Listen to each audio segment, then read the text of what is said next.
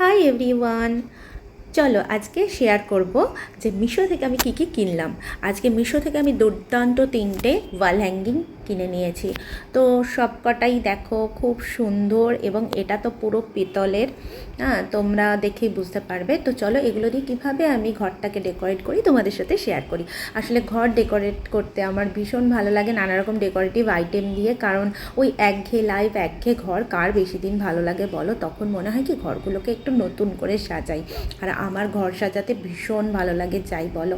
ঘরের বেডশিট টান টান থাকবে এবং ঘরের সমস্ত জিনিস পারফেক্টলি থাকবে, সেটাই আমার ভীষণ ভালো লাগে। তো দেখো কিভাবে আমি দরজাটাকে আর এই কর্নারটাকে সাজালাম। এটা কিন্তু একটা মশারির হুক ছিল, মশারি টানানোর, তো সেটাকেই আমি এইভাবে সাজিয়ে নিয়েছি। তো এবার আমার দরজার ওয়াল হ্যাঙ্গিংটা দেখে মনে হচ্ছে ভাল লাগছে না, তো আমি নেপাল থেকে একটা ডেকোরেটিভ আইটেম কিনেছিলাম, সেটা দিয়ে আমি এটাকে সাজিয়ে ফেললাম। তোমাদের যদি এরকম দেখতে ভালো লাগে তো তোমরা কিন্তু অবশ্যই আমাকে একটা কমেন্টে জানিও যে তোমাদের কেমন লাগলো, তাহলে আমি তোমাদের জন্য আবার এরকম সুন্দর সুন্দর মিনি ব্লগ নিয়ে চলে আসবো।